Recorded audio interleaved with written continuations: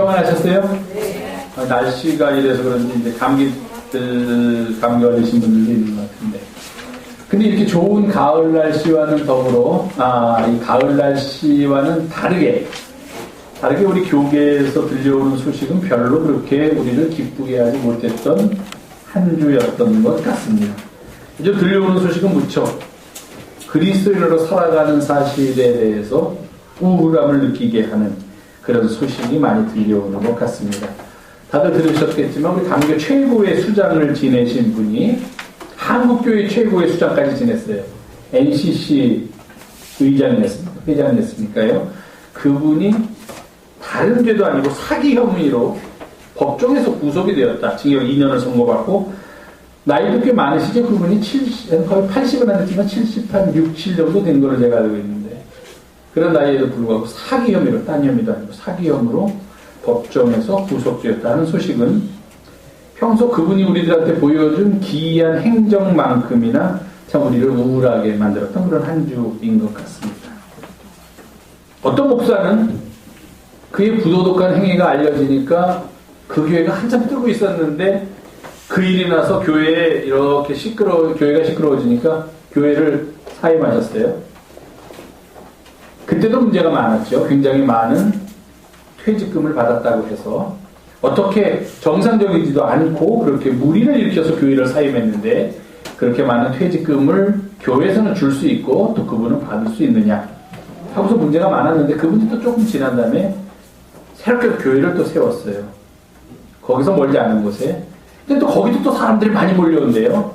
그러면서 거기가 비좁아서 교회를 더 크게 지려고 하는 찰나에 그 목사님에 대한 이야기가, 그 목사님에 대한 왜 그 교회를 떠나게 됐는지에 대한 이야기가 책으로 나왔다고 합니다. 그러면서 또 한바탕 지난주에 시끄러운 그런 한 주였던 것 같아요. 개인의 능력이 참 좋은 것 같아요. 교회에서 그런 무리를 일으켜서 교회를 떠나도 우리는 이 목사님 아니면 세상에 목사님 없습니다 하고 그 목사님께 매달리고 또 그래서 많은 사람들이 오고 그래서 건물을 빌려서 예배를 드리다 보니까 건물이 비좁아서 또 새롭게 더 큰 건물을 마련할 그런 지경에까지 이르렀다. 참 개인의 능력이 대단해서 개인적으로는 참 그 능력을 배울 수 있으면 얼마나 좋을까 하는 그런 좋은 생각이에요, 나쁜 생각이에요. 그런 생각을 해보면서 지냈던 씁쓸한 한 주였던 것 같습니다. 도대체 이 시대의 교회가 무엇인가? 저는 참 목사로서 늘 그 생각을 많이 합니다. 교회가 어떻게 서야 되는가? 교회는 아까도 말씀드렸지만 복음이 선포되는 현장이 되어야 하고 주님의 살과 피를 먹고 마시는 성례전이 행해지는 곳이 되어야지만 그곳이 교회인데 계속해서 이런 모습으로 교회가 세상에 보여진다는 것이 이게 어찌된 일인가 하는 탄식이 절로 나오는 그래서 온통 머릿속이 어수선하고 마음이 편치 않았던 그런 한 주였습니다. 저는 그렇게 생각해요. 목사가 구속이 될 이유는 한 가지밖에 없습니다.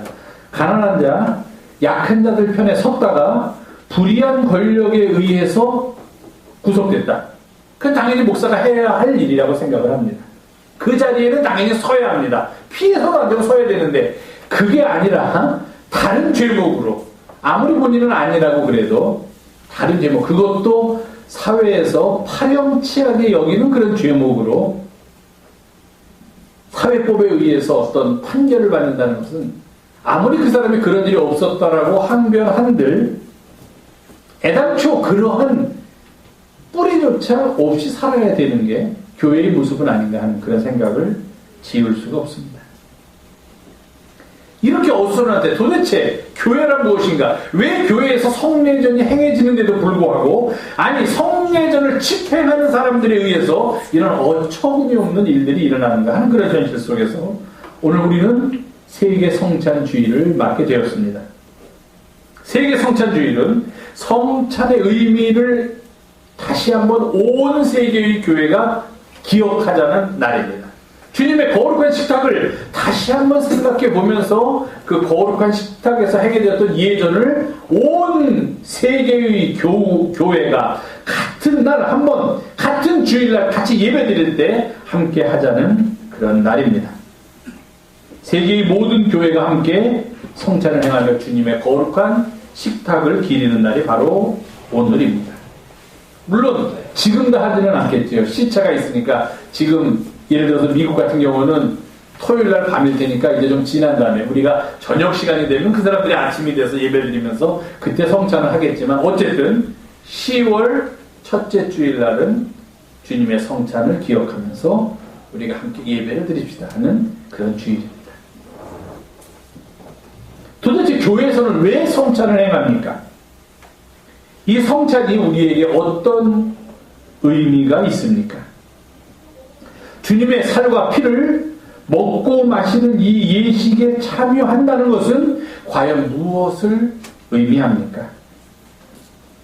캐톨릭에서는 모두 7가지 예전이 있습니다. 아까도 말씀드렸지만 거기서는 결혼도 미사입니다. 그런데 우리 개신교에서는 예전이 2개입니다. 사실 우리는 그래서 결혼 예배라고 하는 것은 조금 문제가 있고 결혼은 예식입니다. 예배는 아닙니다. 왜? 우리에게 있어서는 예배의 2가지입니다. 하나는 말씀의 예정과 또 하나는 성례의 예정. 이 2가지를 통해서 우리는 우리의 예배가 완성된다. 그렇게 이야기하고 있습니다. 우리가 하나님 앞에 예배드리는 가장 중요한 예전인 성례의 예전이 바로 성찬식입니다. 우리의 예배는 말씀과 성찬을 통하여 완성됩니다. 그래서 우리는 그 예전을 집행하고 있으며 오늘 말씀의 선포와 더불어서 주님의 거룩한 식탁에 참여하는 성찬 예식을 거행하고자 합니다. 에베소서는 바울이 에베소라는 교회에 보낸 편지입니다. 에베소는 바울이 선교여행을 다니며 들렸던 도시 중에 하나이고 그곳에 바울이 세운 교회가 있었습니다. 제가 지난주에도 말씀을 드렸죠. 그리고 에베소 교회는 오래된 교회였고 그리고 에베소 교회는 잘 성장하는 듯이 보이는 그런 교회였습니다. 그런 교회에 사도 바울이 편지를 보내면서 이렇게 얘기합니다. 내가 여러분들의 믿음이 아주 날마다 잘 자라난다는 소식을 듣습니다. 여러분들이 모든 성도를 향하여 사랑을 나누고 있다는 소식도 듣습니다. 그러니 내가 얼마나 기쁘고 감사한지 모르겠습니다. 그래서 나는 내가 하나님께 기도할 때마다 여러분들의 믿음과 여러분들이 함께 나누고 있는 사랑을 기억하면서 그래서 하나님 에베소 교인들이 이렇게 믿음이 날마다 자라고 이렇게 서로 사랑하니 얼마나 감사한지 모르겠습니다 하면서 하나님께 감사의 기도를 드리는 것을 그치지 않고 있습니다. 에베소 교회에 대한 칭찬입니다. 그런데 그런 에베소 교회에 대해서 바울이 지금 2가지를 더 구하고 있다. 다른 말로 하면 에베소 교회 교인들에게 이렇게 믿음 생활을 지금도 잘하고 있지만 이렇게 좀 했으면 좋겠다라고 2가지 사실을 권면하는 것을 우리가 볼 수 있습니다. 하나는 하나님께서 여러분에게 지혜와 계시의 스피릿, 영을 주시기를 바랍니다. 하고 또 다른 하나는 하나님께서 여러분들의 마음의 눈을 밝혀주시기를 바랍니다. 2가지를 권면하고 있습니다. 다른 말로 하면 여러분이 이제부터 기도할 때마다 하나님 우리에게 지혜와 계시의 영을 보내주시옵소서, 하나님 우리 마음의 눈을 밝혀주시옵소서, 이렇게 2가지를 기도하라 이렇게 이야기하고 있는 것입니다. 계시와 지혜의 영 또는 지혜와 계시의 영입니다. 요즘 들어서 사람들이 그 계시 요즘 그런 얘기가 많이 들리죠. 막 계시가를 받았다는 사람들, 하나님이 자기한테 오셔서 늘 말씀하신다는 그런 사람들, 또 다른 사람들은 보지 못하는 것을 본다는 사람들이 요즘 주변에 많이 있는 것 같아요. 어떤 목사님이 우스갯소리로 이런 얘기를 합니다. 어떤 집사님인가 하는 여자분을 만났는데 그분이 당신은 굉장히 영적인 사람이라고 스스로 얘기를 한다는 거예요. 일단 다른 사람은 보지 못하는 것도 다 볼 수 있고 자기 앞에서는 뭐든지 숨길 수 없다고 얘기를 하면서 한 가지 덧붙이기를, 자기 딸이 있는데 중학생인가 그러는데 그 딸은 천사를 본대요. 천사. 그래서 이렇게 있으면은 그 사람 뒤에 있는 천사가 보인답니다. 찬양이 뒤에는 천사가 5분이 있네. 이렇게 보인다는 거예요. 그래서 그 목사님이 그 얘기를 듣고서 그 집사님이 그 딸을 데리고 와서 그러더라는 거예요. 그 얘기를 듣고 났는데 그 다음에 목사님 뒤에는 천사가 몇 명이나 있냐? 이거 큰일 난 거야 이거. 한 명도 없다고 그러면 어떡합니까? 이게 영적으로 뭔가 떨어지는 거야. 이게 한 명도 없다고 그럴까 걱정을 했는데 그 천사를 보는 딸의 이야기가 목사님 뒤에는 7명의 천사가 있네요. 그러더라는 거예요. 7 좋은 숫자이죠? 천사도 있다니까 목사님 다행이다 그랬다는데 저 같으면은 상관없을 것 같아요. 왜? 7명의 천사가 있으면 천사가 있으면 좋은 건지 나쁜 건지 모르겠지만 뒤에 천사가 있으면 천사가 있는 거고 천사가 없으면 목사님 뒤에는 천사가 하나도 없네요. 천사들이 지금 다 바빠서 다른 사람들 도우러 가가지고 지금 안 보일 겁니다. 제가 좀 일시키려 좀 가라고 그랬습니다. 그렇게 얘기하면 되니까 천사가 보인들 안 보인들 뭐가 문제겠습니까?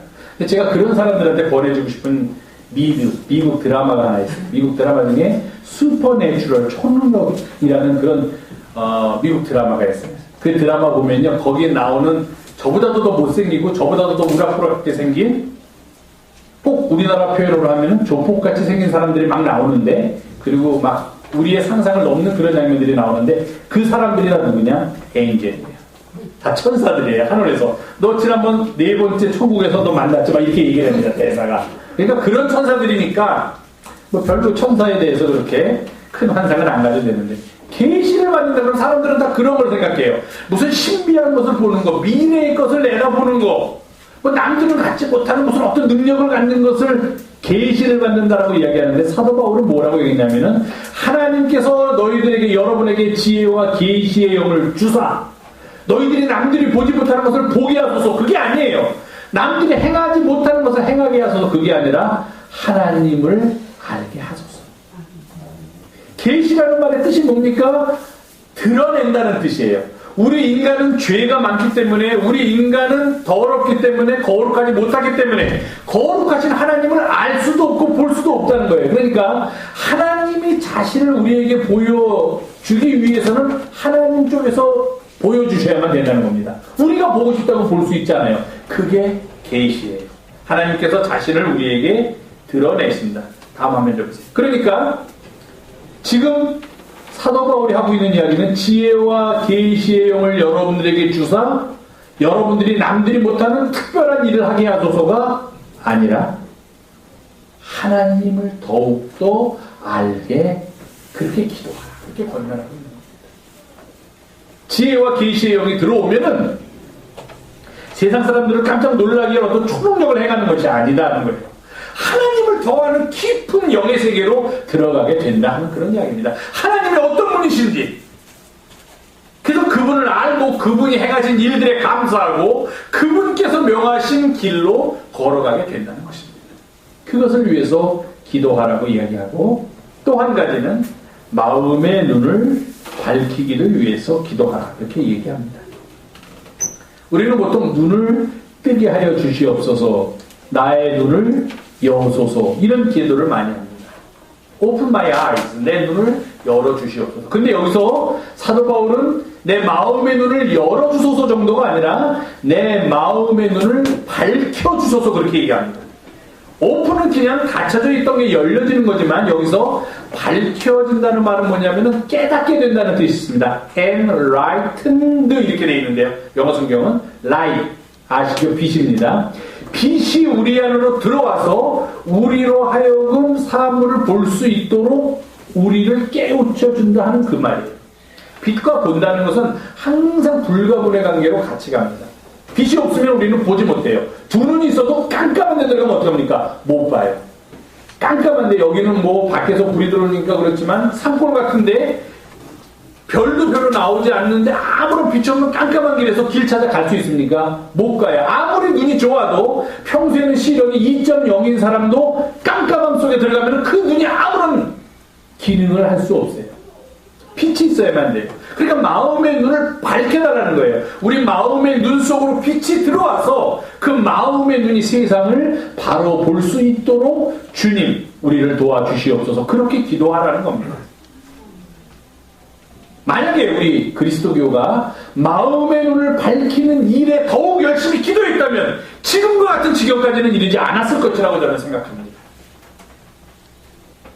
말씀을 선포하는 이들로부터 말씀을 듣는 이들에게까지 주여 내 마음의 눈을 밝혀 주시옵소서 이런 기도를 드리면서 살아왔다면 우리는 좀 더 아름다운 모습으로 세상의 부러움을 사는 모습으로 이 세상에 존재할 수 있었을 거라고 생각을 해요. 지금 우리가 이렇게 어려운 형편에 있는 것은 우리의 마음의 눈이 밝혀지기는커녕 닫혀져 있기 때문이다. 그렇게 진단하지 않을 수가 없습니다. 바울은 왜 에베소 교회 교우들한테 그들의 믿음도 좋고 그들의 사랑도 아주 대단해서 소문이 자자해서 그 이야기를 들을 때마다 감사하면서 하나님한테 기도한다고 그렇게 이야기를 하는 중에 왜 이야기를 더 부족했습니까? 그럼에도 불구하고 이 모든 것들을 계속해서 간직하기 위해서는 여러분들이 날마다 여러분들의 마음의 눈을 밝혀주기를 하나님께 기도해야만 합니다. 그것을 지금 강조하고 있는 것입니다. 자, 다음 화면 보세요. 마음의 눈이 밝혀지면은 오늘 성서 본문 그대로입니다. 성경 본문 어떻게 됐느냐? 하나님께서 우리를 왜 부르셨는지, 우리를 불러서 어떤 일을 하시고자 하는지 그 소망을, 희망을 우리가 알게 된다는 겁니다. 내가 왜 하나님의 자녀가 됐는지, 내가 갈 길은 어디인지, 내가 무엇을 해야 되는지를 마음의 눈이 밝혀질 때 비로소 깨닫게 된다는 것입니다. 그 다음에 우리 성도 안에서 우리 믿음의 선조들 속에서 하나님께서 그들에게 행하셨던 그런 영광스러운 기업, 영광스러운 유업입니다. 하나님께서 우리 선조들에게 베풀어 주셨던 영광스러운 유업이 얼마나 풍성한지를 하나님께서 그들과 어떻게 함께 하셨고 얼마나 사랑하셨고 어떻게 그 길을 인도하셨는지, 마치 유대인들의 표현대로 한다면 하나님께서 우리 조상들을 사랑하셔서 어떻게 이집트로부터 해방시켜 주셨는지, 어떻게 광야에서 메추라기와 만나를 먹여주셨는지, 어떻게 홍해를 갈라서 우리로 하여금 그 홍해를 건너게 해주셨는지, 어떻게 우리 조상들이 요단강을 건너서 가나안에 정착할 수 있었는지, 그것들을 알려준다는 거예요. 마음의 눈을 밝히지 않으면 그것들을 보지 못한다는 거예요. 하나님께서 우리들을 위하여 지금까지 행해주셨던, 우리 선조들과 함께 하셨던 그 놀라운 역사에 대해서 우리는 알지 못하게 된다는 겁니다. 그리고 마음의 눈이 밝혀지면 어떤 일이 일어나기 때문에 바울은 그들의 마음의 눈을 밝히기를 위해서 기도하라고 합니다. 그것은 바로 하나님의 힘의 위력으로 우리 가운데 역사하심을 따라서 그 하나님께서, 힘이 있는 하나님이 우리에게 베풀어 주신 그 능력이 얼마나 큰지, 우리에게 베풀어 주신 그 은혜가 얼마나 큰지를 알게 된다는 것입니다. 평소에는 그것을 깨닫지 못해요. 사람들이 알지 못하고 제 잘난 맛에 살아갑니다. 자기가 잘나서 살고 모든 일 자기 스스로가 할 수 있고 자기가 세상의 최고인 독불 장군인 것처럼 살아갑니다. 그러나 마음의 눈을 하나님의 역사를 통해서, 그의 영의 역사를 통해서 밝혀진 사람들은 그렇지 않다 하는 거예요. 그는 먼저 하나님께서 왜 그를 부르셨는지, 왜 우리를 택하셨는지 그 부르심의 희망을 알게 됩니다. 나를 위해서 이 땅에 무슨 일을 하시고자 하는지.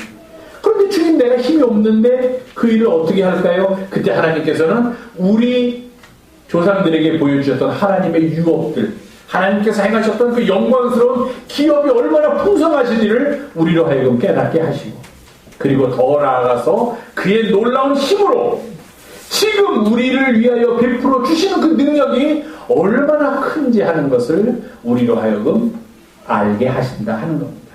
그 일을 위해서 우리가 우리 마음의 눈을 밝혀주시기를 위해서 기도해야 한다. 바울은 그렇게 권면하고 있습니다.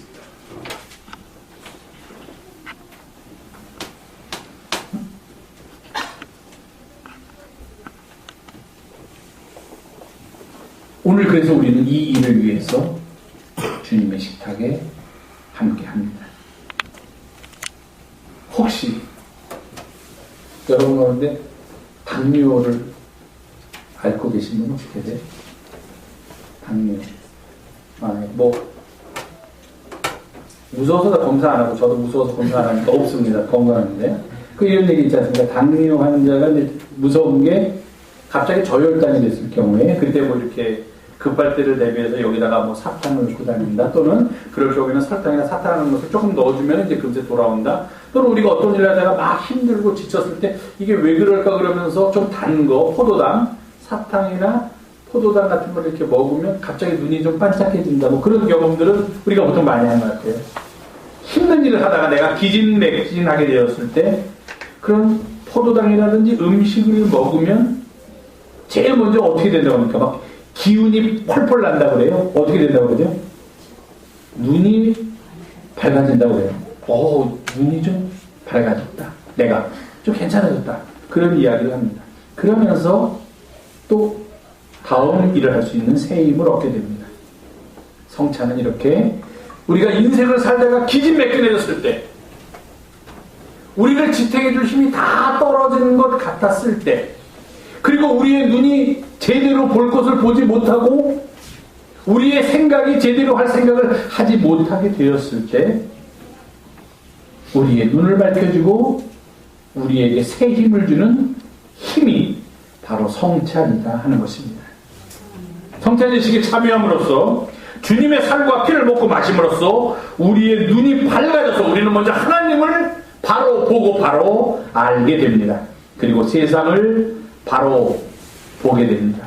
그때 우리는 비로소 왜 하나님께서 우리를 당신의 제자로 삼아 주셨는지, 우리를 부르신 소망의 그 깊이를 깨닫게 됩니다.